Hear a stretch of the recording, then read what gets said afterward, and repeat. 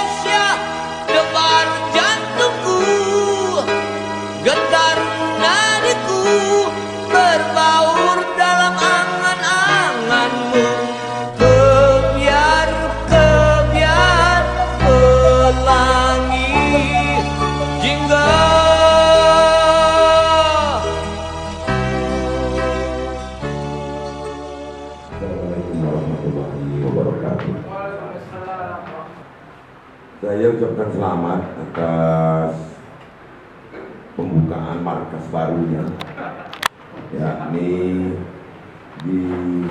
bersamakan dengan Grand Launching Indonesia Insight. Mudah-mudahan tempat ini, tempat yang sangat strategis ini, menjadi tempatnya informasi akurat, tempat penyebaran informasi yang berkeadilan. Ikan adalah informasi yang akuntabel. Terima kasih atas undangannya dan sudah saya resmikan. Maka bersama-sama kita terus berdoa, berjuang agar kehormatan wartawan tetap terjaga. Demikian, terima kasih. Assalamualaikum warahmatullahi wabarakatuh.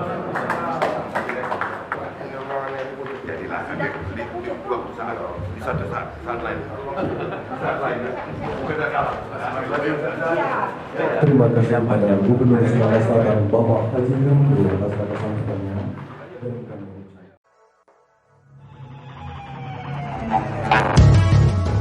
Hai para Indosight Media, ketemu lagi nih sama saya Dewi Handayani.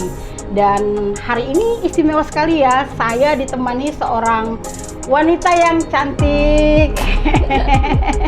Agak malu-malu tapi wow, namanya adalah dokter ya Mbak ya, Dr. Haja Serlika Aprita SHMH. Wow, masih muda, begitu nyebut namanya pas di awal tuh doktor. Keren, usia masih muda, sekitar 30 tahun ya Mbak ya? 30 tahun tapi sudah mendapat gelar doktor. Dan tahu nggak, para Indoside Mania, ternyata Mbak Ika ini adalah salah satu staf atau dosen pengajar di Universitas Muhammadiyah Palembang ya Mbak ya. Dan istimewa banget nih tamu saya hari ini karena dia adalah seorang dosen, ternyata punya usut ya Mbak ya, masih muda. Kalau ngelihat dari gayanya tampaknya nggak kelihatan ya guys ya, dia adalah seorang dosen. Tapi ketika saya baca di CV-nya memang sehari-harinya adalah Mbak Ika ini memang hobinya mengajar ya Mbak ya, menulis, dan pada beberapa kesempatan kemarin saya juga sempat melakukan wawancara dan bakal ada kegiatan-kegiatan bareng dosen ya Mbak ya. Dan tentu saja kesimpulannya ini adalah salah satu dosen muda andalan di Sumatera Selatan. Makanya aku bilang tadi istimewa sekali ya Mbak Lika ya. Halo, mungkin Mbak Lika, aku beruntung sekali nih, ini pertemuan kita yang kedua ya Mbak Lika ya. Kita Mbak Lika, saya terima kasih sekali udah menyempatkan waktunya berkunjung ke studio kita, dan saya juga makasih bisa ngobrol bareng ya Mbak ya sama para teman-teman dari Indoside Mania ya Mbak ya. Mbak boleh cerita nggak sih Mbak Lika kan masih muda banget nih, baru di usia 30-an ya Mbak ya? Kemarin kalau dokternya 28. Wow, sudah mendapat gelar doktor usia 28. 28 tahun. Jadi Mbak tuh dari SD sampai kuliah tuh Nggak stop-stop sekolah ya? terus, nggak stop gitu, benar ya Mbak ya? Wow, jadi nggak kerja gitu, atau memang pas selesai S1 ditawarin langsung kerja di Muhammadiyah? Saya S2, waktu itu saya S2 pertama kali itu saya ngajarnya di Kader Bangsa. S1, S2 ya? Ya, selamat S2 Langsung ditawarin aja. kerja ngajar di Fakultas Hukum Universitas Kader Bangsa. Nggak mikir mau kerja, biasanya kan kalau seorang wanita cantik mikirnya udah kerja di bank, udah kerja menjadi seorang karyawati gitu, kok mikirnya mau jadi dosen sih Mbak? Sebenarnya sih ikut orang tua ya, tapi memang kayak kata Mbak Dewi tadi, sebenarnya biasanya kalau perempuan itu kan identik dengan di bank ya, atau misalnya jadi anggota dewan. Iya, Itu jadi seperti anggota itu. dewan pejabat lah minimal ya. Jadi impian saya juga Iya, itu dulu. Emang iya, makanya aku bilang apakah ini memang menjadi seorang dosen adalah cita-cita kecil atau gimana? Tapi saya tuh memang sudah kayak dididik lah ya, karena memang di keluarga itu kan kebetulan orang tua saya juga dosen tuh Mbak. Dosen di Fakultas Kedokteran ibu saya. di Fakultas Kedokteran di Unsri. Iya. Wow, ayah juga. Kebetulan ayah enggak. Ayah enggak. Oke. Iya. Jadi Mbak Lika anak keberapa dari berapa Anak saudara? satu dari 3 bersaudara. Anak satu dari 3 bersaudara. Iya. Dan memang kita pola itu, kenapa sih kita pengen jadi dosen tuh karena lihat mama, aduh kerjaan dosen ini ternyata enak, cuma ngajar pulang, atau gimana Mbak? Jadi waktu saya S1 lah ya, S1 itu kan kita kan nggak terlalu nggak terlalu padat ya jam kuliah kayak. Jadi orang tua saya itu kan di samping dosen itu sering juga diundang-undang jadi narasumber tuh kan keluar kota. Roadshow gitu, dan Saya Mbak kan Lika emang- ikut iya, pernah ya? Saya kan hobi saya juga emang jalan-jalan gitu ya, Terus oke. kata orang tua saya bilang kalau emang mau seperti mama itu harus jadi dosen. Oh, kelas berapa itu? Usia berapa Mbak Lika sering Itu diajak mama keliling? mulai dari sebenarnya sih mulainya banget tuh udah dari SMA ya. Dari SMA udah sering keliling? Iya, diajak Wow. mama tuh. Ya, mama tuh udah sering tuh diminta narasumber di Seluruh Indonesia. bahkan di luar negeri udah. Wow. Nah, kayak kata mama, jadi kalau memang pengen kayak mama, jadi harus sekolah, gitu harus sekolahnya ya bisa dibilang tinggi lah, harus Tinggi, sekolah harus tinggi lah, sekolah tinggi kayak gitu ya, sekolah oke. tinggi biar bisa jalan-jalan. Jadi jangan kita cuma jalan-jalannya tapi nggak ada tujuan tuh harus ada akademiknya gitu. Jadi kalau Oke. mama tuh setiap pergi tuh harus ada tujuan yang sifatnya akademis gitu. Oke. Misalnya ngajar itu kata mama, yang paling benar itu kalau perempuan itu ngajar kata mama. Perempuan itu adalah ngajar, Ya, Mbak. versi Bukan mama ya. versinya mama. Selain dia juga kan bisa bagi buat anak, buat Oke. suami, Jadi buat banyak keluarga waktu lah ya, banyak waktu untuk family time untuk keluarga juga ada, tapi kerja juga ada gitu Dan ya. jalan-jalan juga bisa. Jalan-jalan rekreasi gratis gitu ya Mbak. Dan sering ikut sampai ke luar negeri gitu ya Mbak. Iya. Yang paling diingat kemana Mbak?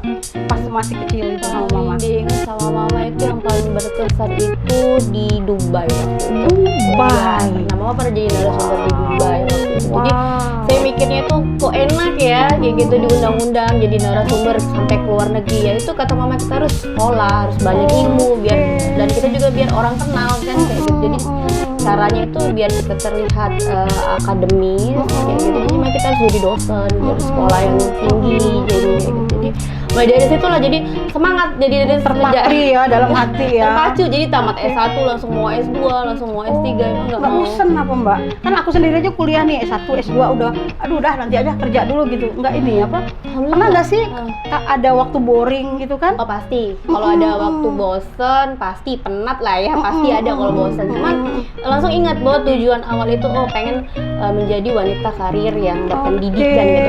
Wanita itu kan kalau menurut aku di versi aku nggak cukup cantik ya. Nggak cukup cantik, harus karir smart gitu ya. Kayak moto Putri Indonesia, Brain, Beauty, Behavior. Wah, woi keren ya ini segmennya brand, beauty dan behavior. Wah, itu sangat terpatri sekali ya Mbak. Iya, ya. itu ajaran orang tua saya, guru saya. Ibu saya Cantik yang udah oke, beauty juga oke, behavior juga oke. Udah nggak sih teman-teman? Dan ini masih lajang loh ya Mbak ya? Masih lajang atau udah? Kalau menurut Mbak Dewi gimana? Masih lajang atau memang udah married? Udah married. Wah, udah married juga ya Mbak ya. Wah, aku kira soalnya nggak kelihatan loh. Masa beda kan? Tiap hari menghadapi mahasiswa yang memang sangat lebih muda. Jadi kita ikut terbawa Tuh, jiwa benar. muda kali ya Mbak Itu ya. juga salah satu kenikmatan jadi dosen. Kan? Kenikmatan jadi dosen. Lah itu kan mama kan fakultas kedokteran. Iya. Lah Mbak kok nggak ikut juga Mbak Lika, nggak ikut juga di kedokteran, kok milih hukum gitu kan? Nggak tahu, memang saya dari semenjak saya SMA tuh saya lebih ke ilmu sosial. Oh lebih Iya. ke ilmu sosial, bukan Kayak sejarah, kayak ilmu-ilmu yang sosiologi, lebih ke kayak gitu. Saya kurang kalau yang ilmu Kalau yang kayak ilmu fisika, ilmu matematika. pasti itu kan agak-agak pusing-pusing juga Mbak, ngitung gitu kan. Benar itu Mbak. Oke. Nah Mbak, ini kan orang kalau berpikir nih jadi seorang dosen tuh harus pinter ya Mbak ya, harus pinter, terus nulis buku, bikin jurnal, kayaknya kegiatannya tuh monoton banget ya. Apa istilahnya tuh, kalau aku sih ngelihatnya tuh aduh petualangannya kurang greget. Itu gimana Mbak? Apakah benar seorang dosen tuh memang harus kegiatan monoton, nulis, ngajar, jurnal, penelitian, kayaknya di zaman yang serba media sosialnya serba tinggi kayak Iya. gini kan, apakah masih cocok frame seperti itu Mbak melekat Mbak dari seorang dosen Jadi Mbak? sebenarnya seorang dosen itu kan kita ada tridharma ya. Tridharma pendidikan ya Iya, Mbak, ada pengabdian juga. pengajaran, ada penelitian, ada pengabdian. Nah, kita sebagai seorang dosen harus memenuhi tiga komponen itu ya. itu. Jadi nyawanya kita ya. Iya, nyawa kita. Kita bisa ngomong itu kewajiban kita sebagai seorang dosen kan. Tapi di luar dari itu kan kita bisa misalnya kita ada keahlian atau kemampuan lain kan kita bisa explore juga tuh Mbak, nggak terkukung cuman di tiga hal itu maksudnya. Tapi kita sebagai dosen yang menunjukkan eksistensi kita itu ya di tiga hal itu. Jadi Tapi harus mesti dinamis juga kali Mbak ya. Iya. Harus dinamis menyesuaikan dengan zaman yang serba Iya. digital kayak gini kan. Itu kan ya. banyak tuh artis kayak Prilly kan, artis tapi ngajar juga dosen kan, iya kan. Jadi kita nggak mesti terkukung di tiga kegiatan yang membuat bosen itu sih. Jadi mindsetnya nggak udah harus berubah juga ternyata Mbak ya menjadi seorang dosen itu Mbak ya. iya benar. Punya pengalaman nggak sih Mbak? Istilahnya tuh Mbak ini kan istilahnya dari usia 28 tahun ya udah mendapat gelar doktor ya Mbak ya. Benar. Sebelumnya mungkin sekitar 27, 26 gitu udah menjadi seorang dosen otomatis ya Mbak ya sebelum itu ya. Iya. Di kader bangsa Iya, ya. iya. Nah itu pada saat Mbak ikut tes dosen itu ditawarin atau memang Mbak murni ngelamar bener dengan prosedur yang tes atau dari referensi temen atau gimana Mbak? Itu memang ada pengumuman di koran gitu. Oh pengumuman di koran, pembukaan, Mbak. jadi Mbak langsung bikin lamaran dan Iya. jalur tes jadi Iya, artinya jalur ya Mbak. resmi. Beda nggak Mbak? Jalur tes dosen sama jalur tes kita kerja biasa gitu? Ya sama aja ya. Sama aja sebenarnya Ya, secara kan ada umum ya. TPA-nya, ada tes potensi akademik, ada tes Oke. TOEFL, ada wawancara. Malah kalau di Muhammadiyah ada tes membaca Al-Qur'annya juga kan. Oh, itu keislaman. belum selesai S2 gitu ya Mbak ya? Itu kalau di Muhammadiyah udah selesai S3. Enggak, kalau yang di kader bangsa, Di kader Mbak bangsa pertama belum. kali. Belum. Jadi statusnya tidak berarti dosen muda gitu ya iya, Mbak ya? masih dosen muda. Oh, jadi tetap Gitu. kuliah gitu ya? Tetap kuliah sambilan kuliah. Wow, jadi jangan berpikir loh seorang dosen tuh adalah tua, kacamata tebal kalau zaman kita Ya kayak Betty iya, Lepea ya. betul. Kan sebentar semakin kayak gitu. Ternyata ini loh, ini adalah salah satu dosen milenial kalau dosen milenial yang memang karena kan kurikulumnya kan nggak cuma mengajar, juga ada entrepreneurnya ya Mbak ya. Apalagi dalam dunia fakultas hukum ya Mbak ya. Fakultas hukum memang dibutuhkan satu komunikasi yang orangnya harus komunikatif, berpenampilan nggak perlu cantik tapi menarik lah gitu ya Mbak ya. Itu memang modal itu kan, karena seorang Mbak juga bisa jadi advokat dong ya, Mbak samain itu juga. Maksudnya tetap mengajar, jadi advokat juga, atau memang Mbak fokus juga jadi ini khusus dosen doang gitu? Sebenarnya sih kalau jadi dosen itu emang fokus utama itu jadi dosen.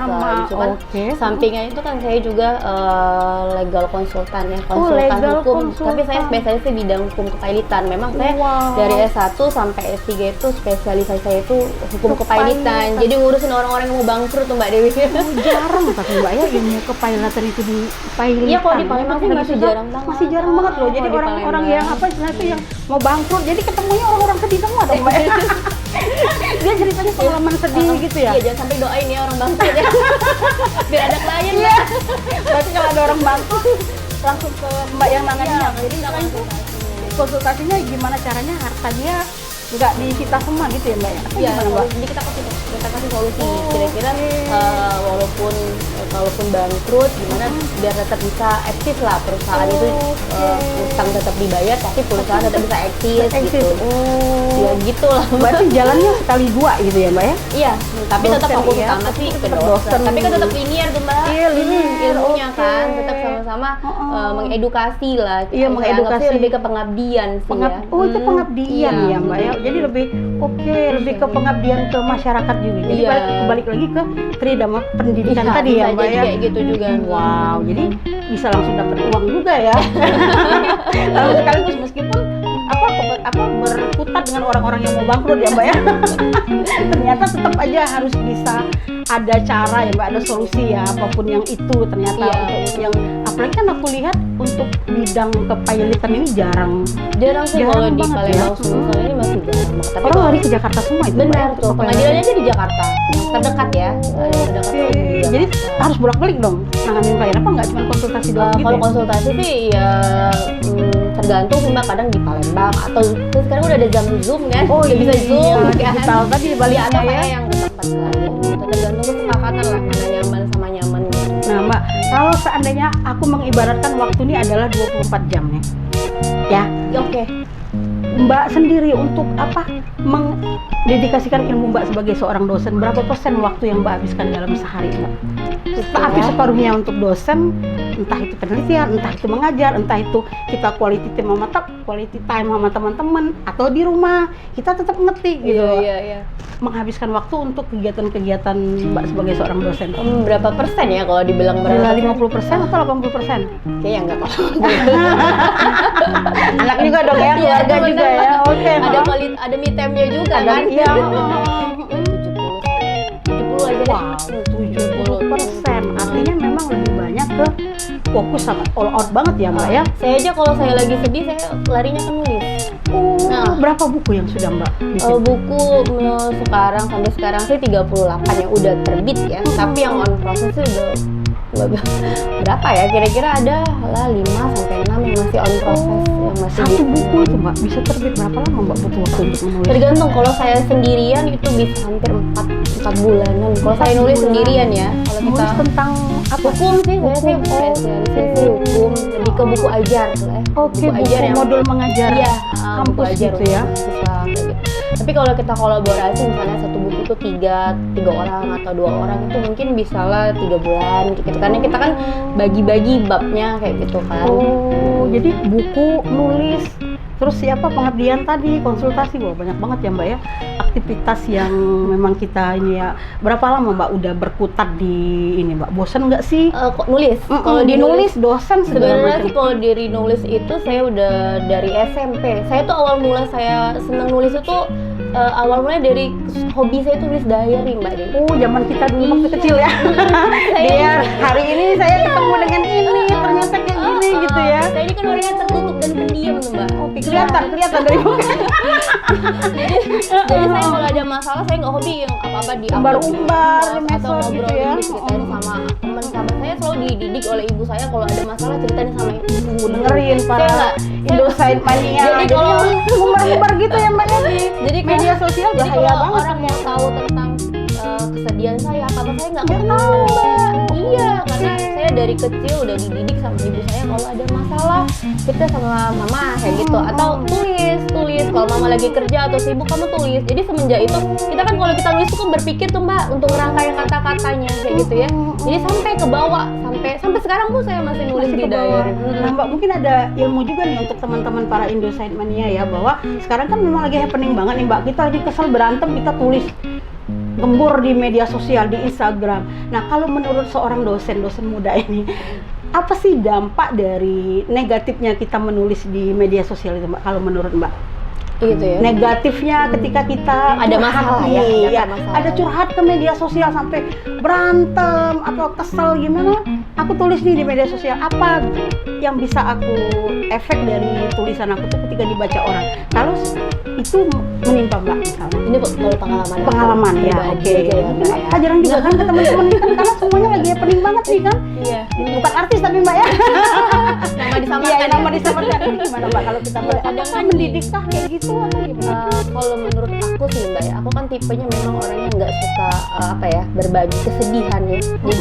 Jadi kalau aku di pemikiran aku kalau kita justru mengumbar-ngumbar kesedihan kita itu, kita kan sering ada istilah susah melihat orang senang melihat orang sedih kayak gitu. Jadi kan cemoohan juga gitu. iya, justru jadi kalau kita mengumbar-umbar kesedihan itu justru kita apa ya, orang tuh malah, apalagi kalau kita termasuk orang yang apa ya punya banyak nilai plus lah misalnya tuh Mbak Dewi, justru orang tuh malah tepuk tangan gitu, oh dia lagi sedih lagi apa kayak gitu kan. Jadi lawan apa iya, rivalnya kita iya, gitu ya Mbak justru ya. kayak gitu. Dan yang paling terpenting takutnya ini ya, kita itu lagi dalam keadaan atau emosi yang tidak stabil kayak gitu kan. Semuanya keluar gitu Iya, ya Mbak ya. Bahaya itu. takutnya cuman emosi sesaat saja gitu. Atau takutnya cuman kesalahpahaman saja kan. Kita kan biasanya kalau lagi emosi kan langsung tuh diupload Mbak. Padahal kan belum dikelirkan dulu masalahnya, atau belum tentu juga seperti itu bulet-buletnya kayak gitu kan kira-kira. Jadi Jadi punya teman Mbak, punya pengalaman teman yang seperti itu Mbak, ingetin gitu. banyak sih, Banyak banget ya. saya paling deket banget tuh mahasiswa yang paling sering saya Ya, ingetin. apalagi kan tiap hari tuh Mbak ketemu sama mahasiswa gitu Iya. kan. Istilahnya tuh mereka mengumbar itu, kan Iya. kayaknya nggak apa lega aja udah nulis di media sosial, padahal banyak sih sumber lain yang bisa kita tumpahkan kekesalan kita. Apalagi misalnya kalau menyangkut misalnya bawa-bawa agama atau bahaya tuh kan Mbak, suku Iya. misalnya kayak gitu kan Mbak. Nanti masalah Iya, kita kan pelanggaran ada hukum undang-undang ya. ITE-nya juga kayak gitu. Makanya sekarang tuh hati-hati banget sih Mbak. Kita kayak kemarin kan ada ngupload apa diberhentiin kan. Iya benar. Ada kan Mbak? benar. Pasti hati-hati banget sekarang kita ngupload takutnya ada ketersinggungan kayak gitu kan. Kan ada waktu itu seorang pejabat lah ya ngupload gerakan-gerakan apa itu kan langsung masalah agama Sarah itu kemarin. Iya, itu makanya bahaya banget sih sebenarnya kalau kita ngupload yang kira-kira apa ya menyinggung Jadi itu bumerang kayak gitu. ya, Iya. jadi bumerang ya, jadi bumerang bagi teman-teman. Jadi makanya mending kalau menurut tipsnya dari Mbak Ika ya, Mbak Iya. Ika, bahwa memang kalau kita sedang kesel itu kalau bisa cari tempat lain untuk sekedar menumpahkan isi hati ya, entah itu cuma sekedar nulis di laptop kita atau di HP kita, atau curhat ke teman kalau misalnya punya teman yang dipercaya ya Mbak ya, atau ke orang tua. Teman juga enggak ini ya Mbak ya. Saya nggak ada Mbak, saya nggak ada teman. Bukan nggak ada teman, saya nggak pernah curhat masalah yang paling pribadi menurut saya itu ke Ke teman. teman-teman. Saya nggak Kenapa, pernah. Mbak? Wow. Emang ibu saya udah Ilmu mengajarkan loh saya itu. dari kecil. Jadi kita kan nggak tahu teman Mbak, rambut sama hitam aja. benar. Rambut. Kita aja kadang satu darah dengan saudara aja sering berantem masih Mbak. Iya. Apalagi cuma teman yang kita baru kenal hari atau mungkin baru kenal Kena 1 tahun sebulan, 2 2 tahun, iya, kita nggak tahu kita nggak ngobrol tahu. dia ngomongin kita apa di siapa yang belakang. bisa menjamin kita bakal selamanya berteman. Oh, Nah itu kan Mbak, iya, itu pesan loh. ibu saya itu. Iya, itu loh teman-teman. Jadi tapi balik juga ke karakter pribadinya orang juga ya Mbak ya. Iya. Oke. Nah Mbak, aku pengen tahu nih, mungkin ada inspirasi juga nih untuk teman-teman ya. Ternyata menjadi seorang dosen muda, aku pernah nangkep nih pas wawancara kemarin sama Mbak Rika ya. Menjadi seorang dosen muda tuh nggak mesti harus pintar-pintar banget ya Mbak ya, tapi harus rajin. Benar nggak sih itu? Iya, harus benar, Mbak. rajin. Ya karena pada dasarnya saya merasakan itu dengan diri saya sendiri, saya nggak pinter sebenarnya. Cuman saya memang tipe yang ketika pulang dari kuliah, apa yang dosen saya ajarkan itu saya resume, saya ringkas lagi di buku ngetik, catatan nulis atau di lagi, laptop, balik lagi kayak ke nulis lagi Iya. tadi ya. Terus mana-mana yang kurang saya tambahin referensinya dari buku. Jadi memang kita tuh sebenarnya nggak perlu pinter. Kalau pinter nggak diasah juga percuma kan, Mbak? Iya kan? Mending kita rajin, tapi terus-terusan rajin gitu. Jadi kayak gitu kita. Kalau saya dulu dalam satu hari itu saya kasih deadline diri saya sendiri atau target lah ya, satu hari itu minimal saya belajar 1 jam. Belajar sehari 1 jam pulang dari kuliah ya. Terserah sih belajar itu apa, mau ngetik, membaca, atau mendengar YouTube, rekaman-rekaman YouTube para dosen-dosen dari kampus lain. Terserah Berarti sih. Mbak begitu mau ngajar apapun nyiapin bahan tuh justru dari digital, media Iya, digital ini yang lihat disiapin contoh-contoh, gitu ya. Mbak. Dan balik lagi nih Mbak, apa sih bedanya menjadi dosen zaman sekarang sama zaman dulu? Mungkin kalau zaman dulu mungkin lebih mudah ya Mbak yang ngajar ya. Kita ngumpulin materinya bisa dari YouTube, bisa dari Google, terus kita langsung kasih slide gitu kan ya ke anak-anak, atau memang lebih pendekatan kita tuh memang lebih intens ke mahasiswa Mbak zaman saat ini kalau menjadi seorang dosen, apa sekedar ngajar udah selesai kayak gitu. Oke, kalau aku ya ke mahasiswa itu selalu saya tekankan bahwa sekarang kan udah era yang merdeka belajar kampus Iya, merdeka tuh. harus Jadi praktek mahasiswa gitu. yang dituntut lebih aktif Iya, dibanding kita dosennya. Jadi dosen itu sebagai fasilitator aja. Jadi kayak kita tuh mulai membuka bahan, membuka materi, lalu kita kasih umpan balik lah ke merangsang lah bahasa mahasiswa. merangsang mereka Iya. untuk lebih action dari ilmu yang kita Dengan kasih. kayak gitu kan mahasiswa terangsang juga untuk buat banyak baca. Karena kalau nggak banyak baca kan mereka nggak bisa merespon dari apa yang kita Gimana Mbak cara ajarkan. untuk merangsang mahasiswa itu supaya lebih greget nih, aduh bikin kegiatan apa gitu ya? Oh ya, kalau saya di kampus itu kebetulan kan saya ini ketua jurnal juga ya Mbak ya. Ketua jurnal ya di kampus ya. Jadi saya sering minta sama mahasiswa saya itu untuk mulai mempelajari cara menulis jurnal kan, cara menulis artikel ya, menulis artikel awal itu ya Mbak? Iya, dari mahasiswa-mahasiswa yang saya ajar. Jadi dari cara itulah saya sering buat kegiatan-kegiatan. Jadi kegiatan misalnya webinar, cara menulis artikel mahasiswa kayak gitu. Lebih ke apa, praktek langsung. Iya, Enggak jadi cuma praktek monoton langsung. dari depan kelas kita ngajar pakai ini kerjain tugas. Kalau zaman dulu kan kayak gitu Mbak, aku kuliah Mbak. Kan jarang aku namanya zaman aku dulu kuliah. Wajib absen, nitip absen gitu kan, harus ketemu tatap muka berapa persen gitu kan. Kalau sekarang kan mungkin aku lihat beda kan, nggak Iya. terlalu harus ketemu, tapi mereka harus lebih aktif bikin kegiatan, bikin seminar, bikin praktek gitu Iya, kan. benar. Itu tuntutan juga kan untuk Iya. kita ya Mbak. Apa sih yang harus kita bikin gitu kan? Jadi pelajaran juga kali kan Iya, untuk benar. Kak Lika gitu ya. Iya. Kadang juga mahasiswa itu misalnya kayak mahasiswa bimbingan skripsi saya ajak ketemuan kayak gitu offline, nggak juga online, karena kalau online kan bosan juga tuh Mbak. Kalau misalnya di Zoom terus sekali kita ajak ketemu, ngobrol, sharing tentang apa yang mereka tulis gitu. Jadi mahasiswa itu kayak merasa dekat kayak gitu ya. Ya kayak gitu. Wow, jadi Memang sudah dilatih dari sekarang sih menulis itu. Saya sering sampaikan ke mahasiswa saya sebenarnya ketika kita jadi mahasiswa adalah kesempatan belajar kita lebih banyak tuh, Iya, Mbak. bener, Iya kan, bener, Mbak? Mbak, Dan bener. kita boleh salah Lebih yang paling bebas penting. juga, Iya. Nanti kalau udah nggak jadi mahasiswa lagi udah mau kerja, udah mau nikah, udah mau Nggak ada ngurus, waktu lagi udah nggak ada kayaknya waktu tuh. lagi. Bener. Jadi pada saat mahasiswa lah tinggallah ilmu banyak-banyak kayak gitu. Saya selalu menekankan itu ke mahasiswa saya gitu. Jadi harus banyak tulisan, harus banyak buku. Nggak apa-apa Bu kalau masih mahasiswa, nggak apa-apa, banyak gitu mahasiswa udah punya banyak buku, punya banyak tulisan, itu justru lebih keren. banyak buku, banyak tulisan, itu malah lebih keren ya Mbak Iya, ya. kalau kan kita kan lagi mahasiswa kan biasanya nggak terlalu banyak ini ya Mbak ya. Kerjaan lah, Iya paling lah. banyak kan cuma Orang tua kan cuma menugaskan kita untuk belajar tuh kan Mbak. Iya, benar. Iya kan, apalagi iya. Jadi pulang sekolah, jadi maksud saya tuh dikurangin lah waktu main-main yang nggak penting, apalagi udah semester akhir ya. Iya, dikurangi waktu main-main untuk hal-hal yang nggak penting, itu yang penting banget Mbak ya. Iya. Oke, nah balik lagi ke media sosial digital tadi Mbak ya. Nah, kalau Mbak sendiri menjadikan referensi media sosial dan digital itu sampai berapa persen dalam untuk ilmu Mbak Untuk mengajar mengajar sendiri? ya? Iya. Oh lumayan sih. Banyak banget gitu Iya, ya? sampai 70-80% saya ngelihatnya contoh-contoh referensi. Justru saya dapat ide mau ngadain kegiatan apa, sumber inspirasi justru dari media digital. Dari media digital. Saya kan sering juga sih Mbak ngadain kegiatan gitu. Terbaru kemarin ngadain kegiatan bareng dosen-dosen Sumatera Selatan gitu. Dosen mainnya inilah contoh dosen muda, kreatif, banyak kegiatan Mbak ya, bikin kegiatan-kegiatan bareng, nggak cuma sesama dosen dong, sama mahasiswa juga. Mungkin dosen yang udah usianya mungkin udah lumayan relatif lebih banyak umurnya ya Mbak ya, mungkin nggak sekreatif yang dosen-dosen muda gitu ya Mbak ya. Pernah aja. Pernah nggak sih Mbak punya pengalaman nih sama mahasiswa, ada case atau ditaksir mahasiswa, atau ada mahasiswa yang tanda kutip yang nakal, atau ada mahasiswa yang aku naksir nih sama dosen yang satu ini, atau curi-curi apa gitu, pernah punya pengalaman gitu? Kalau menurut Mbak Dewi gimana? Pasti punya dong, cantik gini, udah cantik, pinter, nggak kelihatan loh Mbak. Serius nih ya? Malah, ya beneran, jadi istilahnya tuh aku lihat Mbak Lika malah kayak kalau jalan sama mahasiswa kayak mahasiswa. Gitu ya? Iya nggak sih? Bener nggak sih pandangan aku? Ada lah pasti. Ada lah ya, oke. Iya. Sampai Jadi ke rumah gitu, sampai dia itu sampai di luar out control kita gitu kan ya. Ada kan memang tingkah-tingkah mahasiswa iya, seperti ya itu. biasalah kan kalau masih Itu gimana kita ngadepinnya Mbak? Kita cuekin aja atau kita kasih pengertian? Kan malah dikasih pengertian mereka malah makin kencang biasanya kalau aku lihat di sinetron. Oh, bisa nonton sinetron juga ya Mbak? Bener nggak sih? Bener nggak?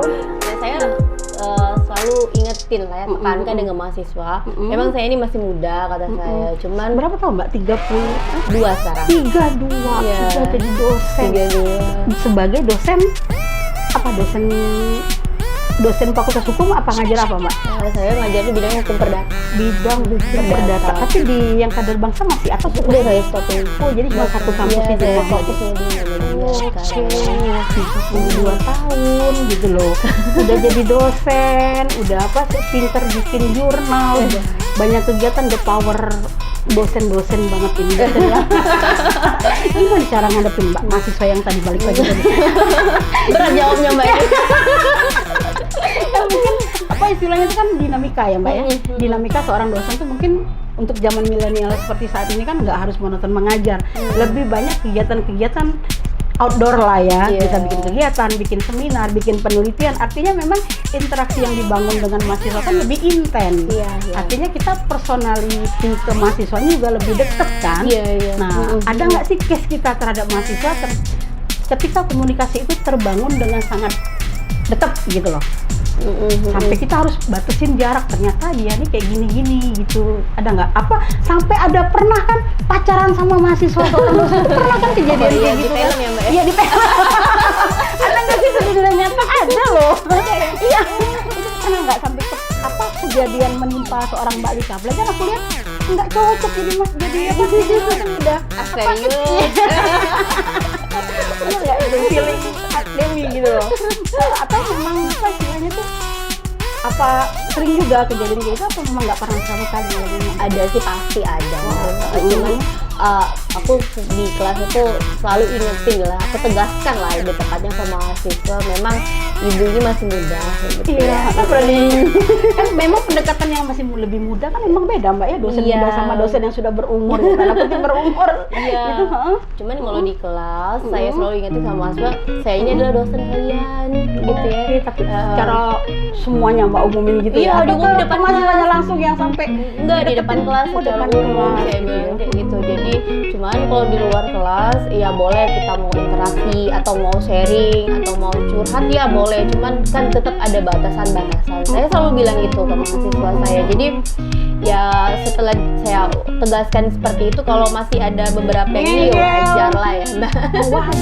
wajar katanya. Bahasa ditanggapin aja lah, Mbak. Tergantung cara kita juga Iya. menyikapinya juga ya Mbak, karena itu Atau enggak caranya kita ajak nulis aja lah. Oh, ajak nulis. Balik-balik aja nulis. Naksir sama dosen berarti kita harus pintar nulis juga ya. Ajak nulis aja Mbak. Oke, jadi istilahnya itu memang dinamika ya Mbak. Iya. Nah Mbak Lika, mungkin ada nggak sih, sudah sekarang ini udah dari SD, SMP, SMA, kuliah, S1, S2 udah ngajar berkutat dengan buku-buku gitu kan? Ada nggak mimpinya seorang Mbak Lika, dosen muda yang pengen ke depan pengen ngapain lagi sih setelah ini gitu? Apa target dan tujuan Mbak Lika dalam hal pengajaran? Bikin apa gitu? Oh, Paling kalau impian saya itu satu tinggal Mbak yang belum. Saya itu pengennya jadi guru besar, pengennya jadi profesor. Cuman cuman nggak tahu lah ya, apakah nanti kesampaian atau memang ada nasibnya ke sana, saya nggak tahu. Cuman itu masih jadi mimpi saya itu saya. Jadi profesor, apa memang kesulitan yang Mbak Ika alami untuk mencapai tujuan itu, Mbak? Sebenarnya bukan lebih ke kesulitan ya, lebih ke lagi mengumpulkan persyaratan mungkin lebih tepatnya ya. Mengumpulkan tenaga. Mengumpulkan tenaga juga bisa. Iya, mengumpulkan amunisi kan. Kalau bahasa orang milenial ya, Mbak ya, mengumpulkan amunisi. Emang susah ya ini ya, Mbak ya, istilahnya hal itu. Kalau saya kemarin pernah juga wawancara dengan seorang profesor ya, Mbak, guru besar. Memang jumlah guru besar di Sumatera Selatan itu khususnya untuk universitas kan memang masih minim ya, dan itu memang sangat dibutuhkan, sangat dibutuhkan oleh mahasiswa atau masyarakat gitu kan, Mbak. Sesulit itukah menjadi seorang guru besar bagi ini apa? Bagi seorang Mbak? Ada target berapa lama lagi bisa itu? Kalau dibilang sulit pasti sulit. Kalau nggak sulit kan udah banyak pasti Mbak. Jadi profesor semua udah pasti kan apa, Mbak, sulit. yang bikin sulitnya itu? Kalau menurut saya sih, kalau kata ibu saya lagi kan, panutan saya tuh memang ibu saya. Nggak ada yang sulit, yang buat sulit itu kalau kita nggak mau berusaha. Sebenarnya di dunia ini nggak ada yang sulit. Yang penting kita berusaha dulu. Nanti hasil akhirnya serahkan sama Allah. Hasil akhir serahkan sama Allah. Yang penting kita usaha. Jadi sekarang saya lagi proses berusaha menuju ke sana. Targetnya berapa umur bisa dicapai itu, Mbak? Gimana ya kalau saya ngomong masalah target? Iya, ini kan udah 32 tahun target ya, Mbak. Jadi seorang memang impian seorang dosen kan pengen jadi guru besar ya, Mbak ya. Itu memang goal akhir ya. Goal akhir seorang dosen adalah menjadi seorang guru besar, karena memang itu adalah puncak karir seorang dosen gitu ya. Itu targetnya Mbak Lika sendiri. Berapa lama lagi Mbak Lika bisa mencapai impian itu? Mungkin ada dari teman-teman dari Indosight Mania baca, dan para dosen juga baca, bisa bantu gitu. Apa gitu misalnya, karena memang dari Dirjen Dikti kan memang sangat mempersulit ketika ada sudah seorang guru besar itu udah ada di universitas, dia mau ngajuin pandiri pun agak susah. Nggak disetujuin sama Dirjen Dikti karena balik lagi kebutuhan tadi gitu loh. Jadi artinya memang sangat dibutuhkan sekali seorang guru besar itu. Dan faktanya meski banyak kampus di Palembang ini, Mbak, ternyata dosen muda itu guru besar itu masih kurang gitu loh. Artinya kebutuhannya kenapa nggak itu dikejar, ditarget gitu loh. Apa kesulitan yang dialami oleh seorang dosen untuk menjadi guru besar? Apakah penelitiannya kan atau apa, Mbak? Jadi sebenarnya kalau dilihat dari kesulitan ya, masih di bidang penelitian itu sih, bidang yang penelitian itu kan biasanya terdiri dari buku, tulisan artikel di jurnal, baik jurnal nasional maupun internasional. Tapi masih banyak gitu ya? Iya, masih banyak sih, Mbak. Tapi kalau jangan dibilang sulit lah. Kalau dibilang sulit itu jadi kita malas buat ngerjainnya. Saya nggak senang gitu ya. Saya nggak senang kalau dibilang sulit. Makanya berapa tahun jadi targetnya, Mbak, istilahnya? Saya bingung nih kalau ditanya. Itu bisa menciptakan sejarah loh. Catat ya teman-teman. Kalau seorang balita misalnya nih di usia dia 35 tahun dia sudah menjadi seorang guru besar, aku nih yang pertama kali nulis tentang dia. Iya benar-benar. Biar lebih semangat kan tuh. Karena kan memang mindset aku seorang guru besar tuh udah pasti berumur gitu kan. Iya. Jarang seorang guru besar tuh usianya di atas 50-an, kemungkinan seperti itu biasanya, Mbak ya. Iya, biasanya segitu. Nah, makanya aku bilang akan ada satu rekor yang tercetak di Sumatera Selatan kalau seandainya Mbak Lika di usia 35 tahun nih sudah menjadi seorang guru besar. Bangga banget tuh Universitas Mbak Dewi bantu-bantuin lah doanya ya. Dan teman-teman ya, Indosight Mania semuanya mendoakan ya, semoga Mbak Lika tetap bisa eksis ya menjadi seorang dosen, terus bisa membantu dari teman-teman mahasiswa untuk mewujudkan mimpi mereka menjadi seorang sarjana dengan kita memberikan ilmu-ilmu yang bagus, yang baik ya, Mbak ya. Terus mungkin tantangan menjadi seorang dosen mungkin ke depan lebih besar lagi kan, Mbak ya, dengan efeknya dunia digital yang memang mudah dipandang orang, ternyata prakteknya sulit ya ketika itu ada satu case yang dilanggar seperti tadi curhat, jadi nyerempetnya bisa ke masalah hukum ya, Mbak ya. Terus juga ilmu-ilmu mengadopsi ilmu ini ternyata klaim hak cipta gitu, lari juga ke situ. Terus mungkin ada tantangan-tantangan dari pihak kampus yang mesti harus standar kompetensi profesinya harus seperti ini. Jadi memang menjadi seorang dosen itu memang ternyata gampang-gampang susah. Tapi ketika kita tadi kuncinya rajin dan semuanya bisa. Dan inilah contohnya. Inilah contohnya dosen yang muda dosen milenial, dosen digital, dan memang dosen yang memang saat ini memang powernya dibutuhkan oleh mahasiswa mungkin Mbak ya. Karena kita berpikir dosen kan berumur rata-rata, ngeliat mukanya aja kita udah, aduh, kalau udah dosen kayak gini aku udah semangat loh, ini cowok-cowok. Aduh ini dosen aku udah semangat lagi itu kan. Apalagi kan memang tantangannya harus kompetensinya harus kita harus pengabdian ke masyarakatnya juga harus lebih tinggi ya Mbak ya. Iya. Ternyata kayak gitu kan tantangan untuk dunia saat ini pendidikan ya Mbak ya. Ya kita doain aja ya. Nggak kerasa loh ngobrol udah setengah jam sama Mbak Lika. Ini mungkin ada ucapan atau himbauan Mbak Lika nih kepada teman-teman mahasiswa yang ada di Sumatera Selatan mungkin Mbak ya. Apa yang pengen Mbak sampaikan dalam hal Mbak sendiri untuk menuntut ilmu itu supaya gampang, mudah, cepat dan ilmunya tetap nyangkut di otaknya mahasiswa itu seperti apa yang harus dilakukan menghadapi digitalisasi dalam hal pendidikan, langkah apa yang harus dilakukan seorang mahasiswa supaya bisa lebih berkompetitif gitu Mbak? Ya. Ini closing statement ya. Nggak kerasa ya. Denger loh pesennya setengah jamnya nggak cukup sebenarnya waktu, cuma karena memang kita dibatasin waktu ya Mbak ya. Nanti kita Indosat bakal ada kerja sama khusus ya Mbak ya dengan Mbak Lika. Nanti kita akan menyediakan tanya jawab juga ya Mbak ya ke Mbak Lika, misalnya tanya jawab teman-teman gitu kan, apa nanti bisa langsung dipandu oleh Mbak Lika ya Mbak ya. Kayaknya bagusan Mbak Dewi deh. Gimana Mbak menurut Mbak Lika apa yang harus Jadi dilakukan? gini, buat kayaknya sih jangan terfokus ke mahasiswa, ke semuanya juga ya ke Mbak ya. semuanya juga mungkin bisa. Jadi saya ini kan lebih identiknya itu dikenal dengan penulis ya Mbak. Penulis okay. ya. Lebih dipersempit lagi penulis buku. Penulis buku. Waduh. Dia penulis buku. Jadi saya ingin lebih ke sharing ke semuanya bahwa niatkan pertama kali ketika kita menulis buku itu kita ingin berbagi ilmu Mbak. Sharing ilmu supaya ilmu kita ini bisa bermanfaat. Jadi fokusnya dulu Iya. niatkan untuk nge-share ilmu kan Iya, Mbak? berbagi ilmu. Okay. Berbagi ilmu, terus ilmu kita ini bermanfaat dan yang paling penting mudah-mudahan ilmu ini bisa menjadi bekal kita ketika kita meninggal nanti Mbak. Itu kata ibu saya lagi, balik-balik semuanya ke ibu saya jadinya. Ya. Masih muda udah mikirnya udah kayak gitu ya. Itu kan ada 3 amalan yang tidak terputus Mbak. Iya, kan? ilmu, amal Iya, ya. salah satunya kan ilmu yang bermanfaat. Jadi jangan pernah berpikir kalau menulis itu pengen dapat reward Mbak. Pengen dapat duit, Dapat duit. Itu bonus kalau kata ibu saya lagi. Ibu saya terus pokoknya pengen untuk JJA, untuk BKD. Itu memang sebenarnya efek samping aja Mbak. Tapi tujuan utama kita harus luruskan ya. Jadi setiap saya diminta jadi narasumber penulis buku itu saya selalu tekankan ke peserta didik, peserta yang ikut ya kegiatan narasumber itu kegiatan itu bahwa luruskan niat dulu ketika mau nulis.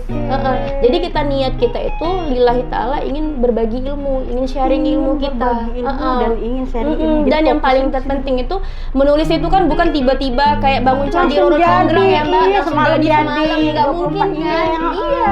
Gue juga sering mikir juga Mbak, lamaan mikirnya malah enakan ngomong daripada nulis. Kan orang kan suka berpikir ada aja kan pasti kita kan dalam hidup ini ada pro dan kontra. Iya. Ada haters pasti dalam hidup itu kita pasti punya haters kan Mbak. Wajib itu Mbak, kalau nggak ada haters kayaknya dunia ini nggak ada warna-warni. Begitu Mbak. juga saya pun pasti ada haters. Iya. Orang kan suka berpikir tuh kok bukunya cepet banget ini. Berapa jumlah bukunya Mbak? Udah Mbak? Itu udah 38, tapi on proses kan masih ada beberapa lagi. Tapi saya itu nggak tiba-tiba langsung 38 loh Mbak. Semua berproses. Saya aja mulai nulisnya dari SMP, bayangin aja tuh Mbak. Sampai sekarang udah 32, saya pun masih belajar kayak gitu. Saya masih butuh bimbingan senior saya, guru saya. Semuanya tempat saya belajar tuh masih sampai sekarang pun saya masih belajar. Jadi orang-orang yang berpikir bahwa tiba-tiba langsung jadi itu udah nggak mungkin lah bisa jadi penulis gitu. 38. Semuanya apapun itu bentuknya, menulis buku, menulis artikel, saya selalu bilang ke semuanya bahwa semua itu butuh proses. Semua harus rajin berlatih, rajin membaca. Jadi nggak mungkin semuanya itu tiba-tiba langsung jadi sebuah buku. Kita tidur aja Mbak, Bim salah Bim jadi kan nggak mungkin tuh Mbak. Semuanya butuh proses kayak gitu. Jadi kalau dari saya, jadi buat semuanya baik itu mahasiswa atau masyarakat secara luas. Ya, kadang kan kita nulis buku tuh kan Mbak, misalnya gini, misalnya kalau masyarakat bisa aja nulis buku, misalnya buku tentang sejarah kota Palembang, misalnya dibaca gitu, jadi nggak menarik gitu ya misalnya. Jadi pokoknya apapun karya kita yang mau kita sumbangkan ke negara ini atau kayak gitu ya, kita harus niatkan dulu kita tuh tujuannya itu ingin sharing ilmu, supaya menarik ya, supaya menariknya gitu. gimana Mbak? Supaya bukunya dibaca terus orang. Makanya kalau seorang dosen itu bukunya itu harus sesimpel mungkin Mbak, kata-katanya itu jangan terlalu rumit kayak gitu ya. Gaul. Jangan terlalu rumit. Gaul sih, Iya. padat jelas gitu ya Mbak ya. Terus kita tentuin juga segmen pasar kita. Kalau saya sih kebanyakan segmen saya sih lebih kayak mahasiswa S1. Segmen buku saya ke mahasiswa S1 kan ini ketika kita menujunya ke mahasiswa S1 kan kita kan berarti harus sesimpel mungkin. Ketika misalnya saya nulis buku tentang sosiologi hukum tuh. Nah, di pasaran kan banyak tuh, ada beribu mungkin buku ditulis dengan penulis yang sama tentang sosiologi hukum. Tapi ketika kita bisa membuat atau mengemas buku sosiologi hukum itu dengan bahasa yang sederhana, mudah dipahami, maka buku kita kan jadi bestseller, bisa dibilang gitu Mbak. Oke, jadi istilahnya ingat ya teman-teman, pesan terakhir yang mungkin dari Mbak Lika ya, seorang dosen, seorang penulis dengan 38 judul buku yang sudah diterbitkan, bahwa satu ya Mbak ya, menulis itu harus fokus pada tujuan awalnya dulu. Tujuan ya Mbak awal. ya. Tujuan awal adalah tadi tuh harus bermanfaat dan berguna ya Mbak ya, dan bisa dibawa berguna untuk semua orang ya Mbak ya. Benar. Kedua, bahasanya juga harus simpel, jelas dan padat gitu ya Mbak ya. Itu yang harus di dua kunci itu sebenarnya untuk menulis. Kalau misalnya kalian udah punya dua kunci itu, insya Allah apapun buku itu masih bisa makan, kita tulis dan bisa jalan semua ya Mbak. Jangan berpikir susah dulu ya Mbak. Iya, itu sungguh kan kayak gitu Mbak. Memulai memang susah, tapi ketika sudah jalan pasti sampai akhir ya Mbak ya, malah mungkin penasaran. Jadi candu kalau udah jadi senang candu nulis. tuh kan. Maunya nulis terus. Bukannya jadi candu. Anak muda mikirnya narkoba, mikirnya berbuat hal-hal kriminal. Kalau Mbak Lika justru mencandukan dirinya untuk menulis ya Iya, Mbak saya ya. lagi sedih aja saya nulis Mbak. Bayangin Mbak. Iya, menumpahkan ide bukan ke media sosial, malah ke buku, ke laptop ya Mbak ya. Bener. Oke, nih Mbak, kalau seandainya ada teman-teman yang pengen mau belajar nulis, pengen mau diajarin cara menulis yang bagus seperti apa, mereka ngubunginnya kemana Mbak? Boleh ini, Mbak. Hubunginnya Ke email, mungkin ada emailnya Mbak Lika? boleh, ke email boleh. Saya sebutin di sini Iya, ya. nggak apa-apa, di email Mbak Lika aja. Oke. Berapa? Emailnya saya tuh 5312lika@gmail.com. Ya. Nanti kita lihat langsung dia nih ya. Nanti dia di sini ya. Kalau Langsung nggak keburu dibuka, ya. di open ya, di open nanti. Makanya bagi teman-teman yang pengen punya keinginan dan cita-cita pengen menulis buku gitu kan, pengen menuangkan ide dan pengen istilahnya itu memberikan satu hal yang bermanfaat untuk masyarakat ya Mbak ya, bisa langsung menghubungi Mbak Lika melalui email yang di sini ya guys ya. Nanti silakan kalian kita sama-sama belajar ya Mbak ya, sama belajar bagaimana sih cara menulis itu yang benar seperti apa ya Mbak ya. Istilahnya itu open ya, sangat open sekali kita Mbak Lika ya. Sebagai seorang dosen, balik lagi ke pengabdian masyarakat juga tadi ya Mbak ya. Keren sumpah, keren banget loh. Aku aja seorang wartawan yang udah hampir ini agak ini juga Mbak. Tapi kalau aku nulis beritanya cepet Mbak. Tapi kalau nulis buku mungkin agak lama juga ya. Kan bedanya Mbak ya. Beda passion. Nah, demikian ya teman-teman, nggak kerasa kan? Udah gue bilang nggak kerasa. Tamu-tamu Indosat itu nanti ke depan kita bakal menghadirkan seorang gubernur Sumatera Selatan loh Mbak Lika. Dan alhamdulillahnya Pak Gubernur dalam waktu dekat bakal hadir gabung sama tim Indosat ya Mbak ya. Gabung alhamdulillah untuk jadi memberikan pengalaman inspirasi dia selama menjalani roda pemerintahan. Kebetulan memang kemarin Pak Gubernur sedang merayakan euforia 4 tahun Mbak, 4 tahun pemerintahan seorang gubernur Sumatera Selatan ya Mbak ya. Dan bagi kalian yang penasaran bagaimana sepak terjang seorang gubernur, tetap saksikan, jangan lupa saksikan tetap di YouTube-nya Indosat Indonesia Insight, atau berita update apapun yang terjadi di Sumatera Selatan melalui www indonesiainsight.com. Karena memang kita Indosiar ini menyajikan berita-berita yang up to date, tapi kita kemas secara digital, Mbak.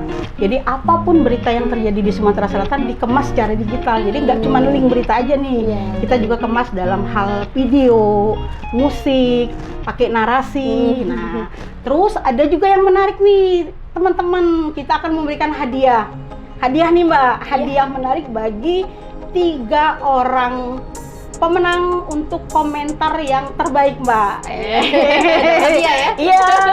Jadi kalian yang udah nonton obrolan kita hampir setengah jam ini bareng Mbak Lika, nanti Mbak Lika boleh nih ngasih 1 pertanyaan ke teman-teman. Nanti silakan teman-teman jawab pertanyaan dari Mbak Lika. Nanti Mbak Lika pilih yang terbaik, Mbak, di antara komentar itu kan. Nanti tim Indonesia Insight bakal menghubungi. Kita pilih di antara komentar itu mana yang paling menarik ya, Mbak ya. Nanti jawabannya bisa langsung tulis di komentar dari YouTube-nya Indonesia Insight atau melalui DM Instagram Dewi CN Channel ya, Mbak ya. Nanti jawabannya bisa ditulis di situ, Mbak ya. Silakan Mbak Lika kasih pertanyaan untuk teman-teman Indonesia Insight. Teman nggak usah sulit-sulit. Nggak usah disulit-sulit. Nanti 3 orang yang beruntung yang bakal mendapatkan hadiah menarik dari tim Indonesia Insight, Mbak. Di antara pertanyaan tersebut mana yang paling bagus dan yang paling tepat, mungkin kita bicaranya pendapat aja kali ini, Mbak ya. Benar. Pendapat aja apa yang mereka inginkan atau apa. Terserah nih, soan Mbak Dika. Silakan ya. Dari aku ya. Jangan lupa nih dengerin ya. Terakhir pertanyaan dari Mbak Lika, jawab di komentar, langsung di komentar di bawah atau melalui DM Instagram Dewi CN Channel, Mbak. Oke, silakan Mbak Lika. Apa pertanyaannya, Mbak? Jangan susah ya? Iya, jangan susah. Nanti dikira ujian. Dosen. Apa mungkin Mbak satu aja pertanyaannya? Simpel aja sih, Mbak. Ya. Pertanyaannya, mengapa seseorang itu harus menulis? Nah, ngapunian kamu nggak nulis? Kalau bahasa menulis itu Palembang. Mbak, menulis buku boleh, menulis artikel di jurnal boleh, menulis opini di koran boleh, Nulis berita boleh, Mbak ya? Berarti boleh juga wartawan kalau naik melok, Mbak. boleh. Karena memang mungkin kita menyediakan hadiah berupa pulsa ya, Mbak ya? Pulsa bener. untuk 3 orang pemenang ya, Mbak. Silakan kalian jawab Atau nanti kalau tambah dari saya kasih buku saya deh. boleh. Mantep kau, Cek Mole, kau nak kau dengerin. Para bujang gadis wong Palembang malah dapat tambahan hadiah. Dapat pulsa, dapat buku pula gratis. Beli buku payo mahal lor, beli buku main hari. Nah, apa tadi Mbak pertanyaannya? Mengapa seseorang itu harus menulis? Nah, yang ada pertanyaan, ada jawabannya, Mbak. Ya. Ada inspirasi, tulislah langsung di kolom komentar, Mbak. Iya, Atau kalau kamu malu nulisnya tuh, Mbak, DM Mbak ke Instagramnya Indonesia Insight melalui Dewi CN Channel, Mbak. Melalui DM itu nanti kita akan cari komentar 3 orang komentar terbaik, kita berikan hadiah menarik termasuk gift award dari Mbak Lika 1 buah buku. Thank you ya Mbak Lika ya udah. Tiga buku. Nah, 3 buku tambahin double jadi mangke kami dapat buku. Oke, terima kasih ya Mbak Lika atas sudah hadir di studio Indonesia Insight di Palembang, sudah meluangkan waktunya, sudah mau berbagi ilmu kepada pemirsa Indonesia Insight Mania. Dan lebih dan kurang saya mohon maaf kalau seandainya ada kata-kata saya yang salah ya Mbak ya. Dan kepada teman-teman, kritik dan saran tetap kita nantikan di Indonesia Insight, bisa langsung kirim ke email redaksi kita di bawah. Apapun, jangan lupa update berita apapun yang terjadi di seputaran Kota Palembang dan terus saksikan beritanya di www.indonesiainsight.com. Dan akhir kata, saya Dewi Handayani dan saya Serlika, dosen muda yang cantik, mengucapkan wassalamualaikum warahmatullahi wabarakatuh. Dah.